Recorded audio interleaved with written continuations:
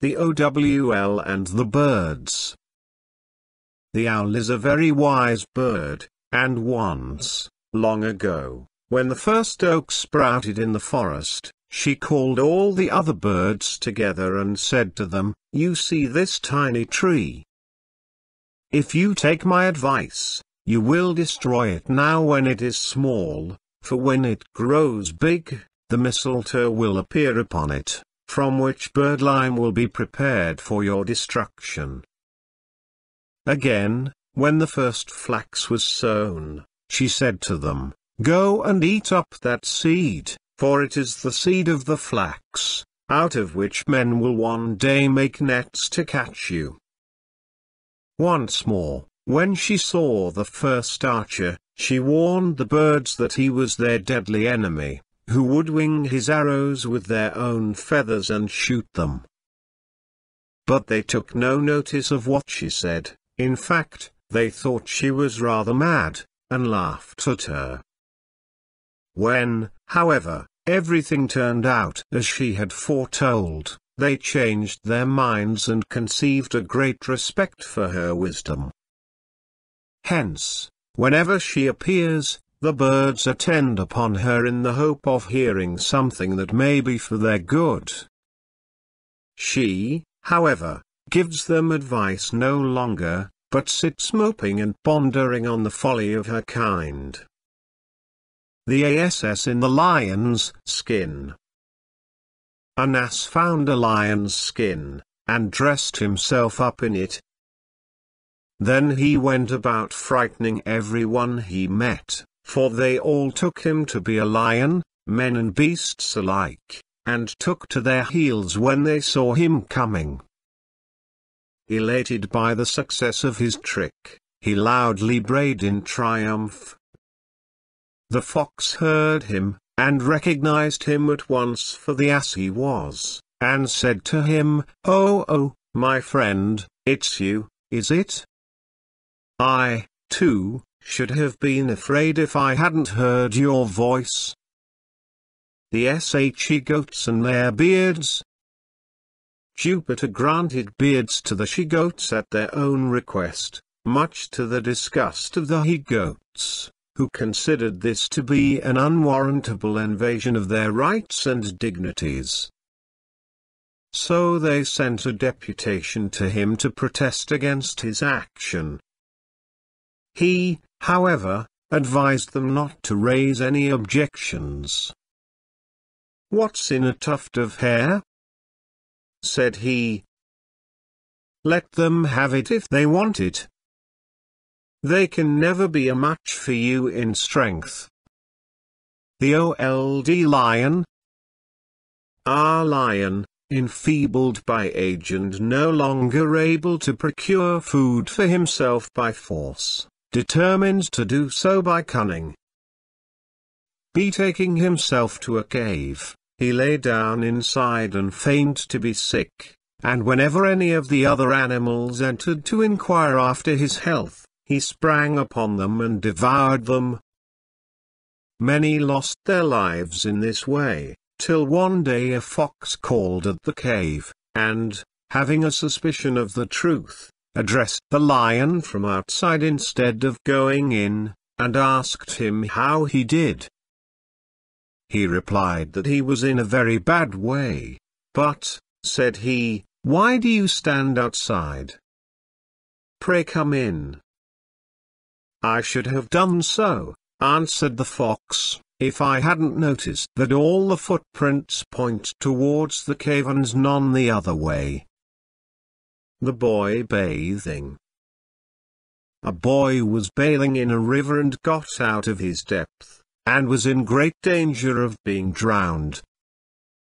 A man who was passing along a road heard his cries for help, and went to the riverside and began to scold him for being so careless as to get into deep water, but made no attempt to help him.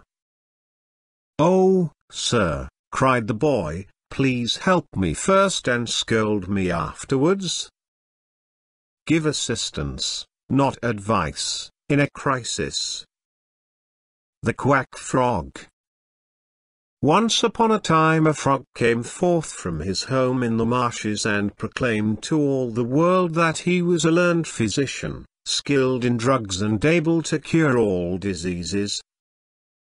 Among the crowd was a fox, who called out, "You a doctor?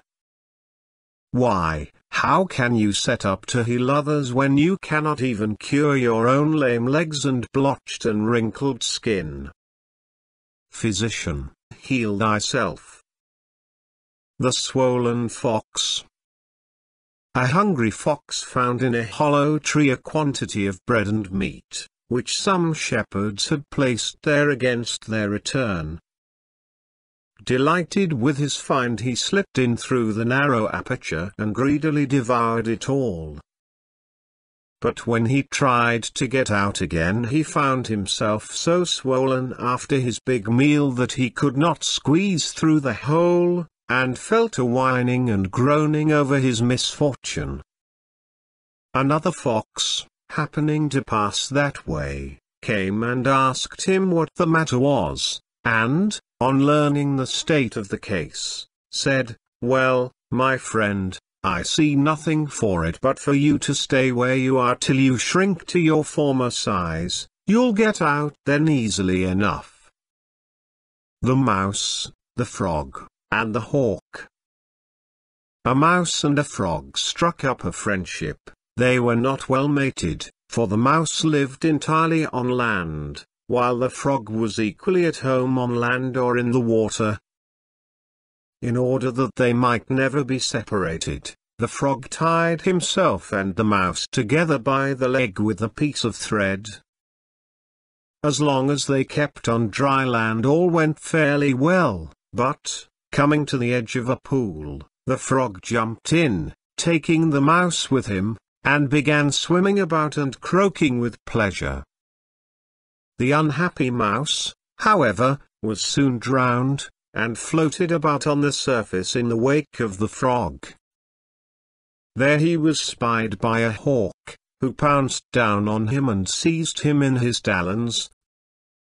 The frog was unable to loose the knot which bound him to the mouse, and thus was carried off along with him and eaten by the hawk.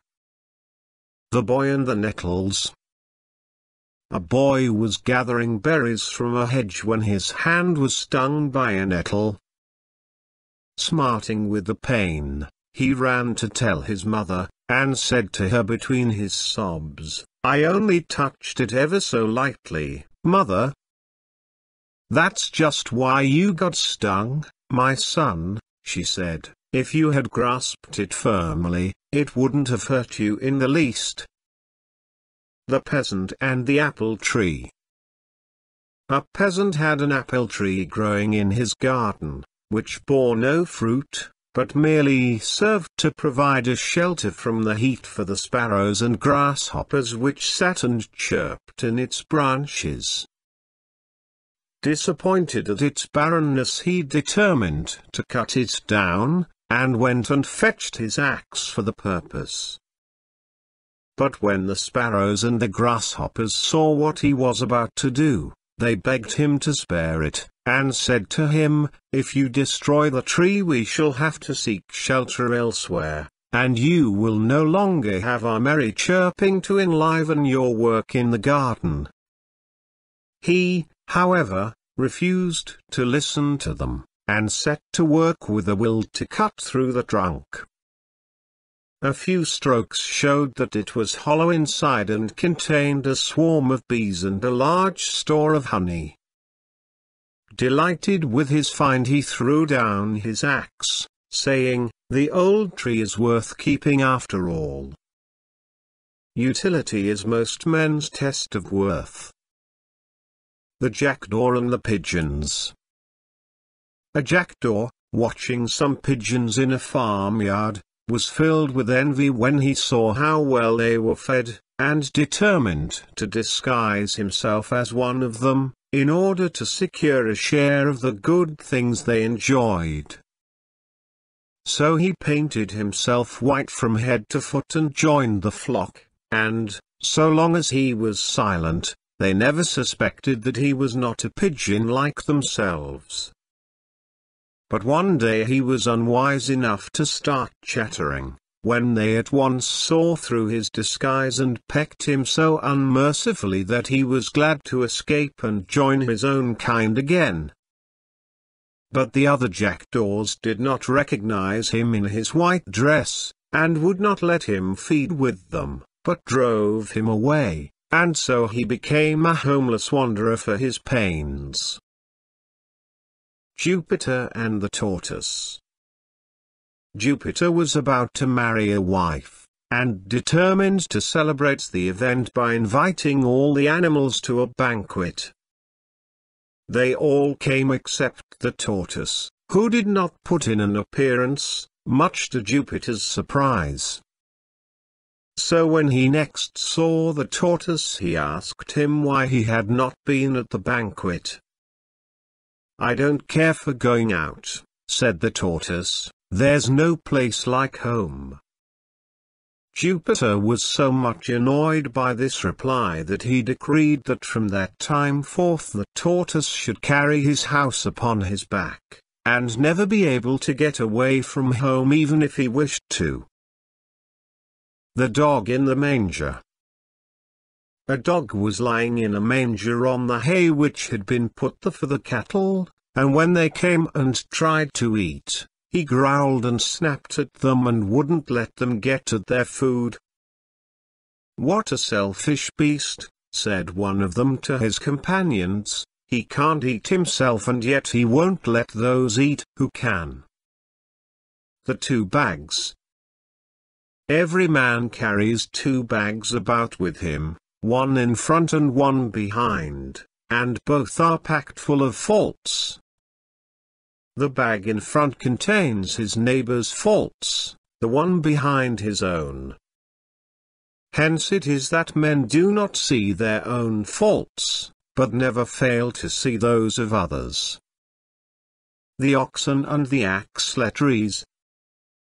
A pair of oxen were drawing a heavily loaded wagon along the highway, and, as they tugged and strained at the yoke, the axletrees creaked and groaned terribly. This was too much for the oxen, who turned round indignantly and said, "Hello, you there! Why do you make such a noise when we do all the work?"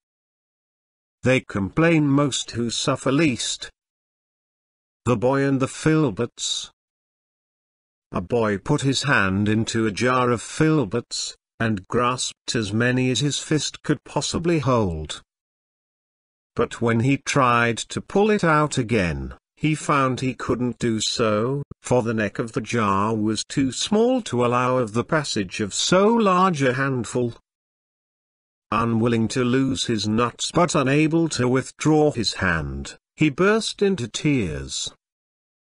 A bystander, who saw where the trouble lay, said to him, "Come, my boy, don't be so greedy, be content with half the amount, and you'll be able to get your hand out without difficulty. Do not attempt too much at once." The Frogs asking for a king. Time was when the frogs were discontented because they had no one to rule over them, so they sent a deputation to Jupiter to ask him to give them a king. Jupiter, despising the folly of their request, cast a log into the pool where they lived, and said that that should be their king. The frogs were terrified at first by the splash, and scuttled away into the deepest parts of the pool, but by and by, when they saw that the log remained motionless, one by one they ventured to the surface again, and before long, growing bolder, they began to feel such contempt for it that they even took to sitting upon it. Thinking that a king of that sort was an insult to their dignity, they sent to Jupiter a second time, and begged him to take away the sluggish king he had given them, and to give them another and a better one. Jupiter, annoyed at being pestered in this way, sent a stork to rule over them, who no sooner arrived among them than he began to catch and eat the frogs as fast as he could. The olive tree and the fig tree. An olive tree taunted a fig tree with the loss of her leaves at a certain season of the year. "You," she said, "lose your leaves every autumn, and are bare till the spring, whereas I, as you see, remain green and flourishing all the year round." Soon afterwards there came a heavy fall of snow, which settled on the leaves of the olive so that she bent and broke under the weight, but the flakes fell harmlessly through the bare branches of the fig, which survived to bear many another crop. The Lion and the Boar. One hot and thirsty day in the height of summer, a lion and a boar came down to a little spring at the same moment to drink. In a trice they were quarrelling as to who should drink first. The quarrel soon became a fight, and they attacked one another with the utmost fury. Presently, stopping for a moment to take breath, they saw some vultures seated on a rock above, evidently waiting for one of them to be killed, when they would fly down and feed upon the carcass. The sight sobered them at once, and they made up their quarrel, saying, "We had much better be friends than fight and be eaten by vultures." The Walnut Tree. A walnut tree, which grew by the roadside, bore every year a plentiful crop of nuts. Every one who passed by pelted its branches with sticks and stones, in order to bring down the fruit, and the tree suffered severely. "It is hard," it cried, "that the very persons who enjoy my fruit should thus reward me with insults and blows." The Man and the Lion. A man and a lion were companions on a journey, and in the course of conversation they began to boast about their prowess, and each claimed to be superior to the other in strength and courage. They were still arguing with some heat when they came to a crossroad where there was a statue of a man strangling a lion. "There," said the man triumphantly, "look at that. Doesn't that prove to you that we are stronger than you?"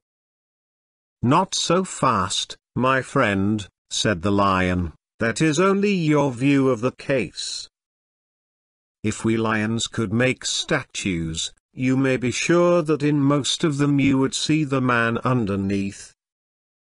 There are two sides to every question. The tortoise and the eagle. A tortoise, discontented with his lowly life, and envious of the birds he saw disporting themselves in the air, begged an eagle to teach him to fly. The eagle protested that it was idle for him to try, as nature had not provided him with wings, but the tortoise pressed him with entreaties and promises of treasure, insisting that it could only be a question of learning the craft of the air. So at length the eagle consented to do the best he could for him, and picked him up in his talons. Soaring with him to a great height in the sky, he then let him go, and the wretched tortoise fell headlong and was dashed to pieces on a rock. The Kid on the Housetop.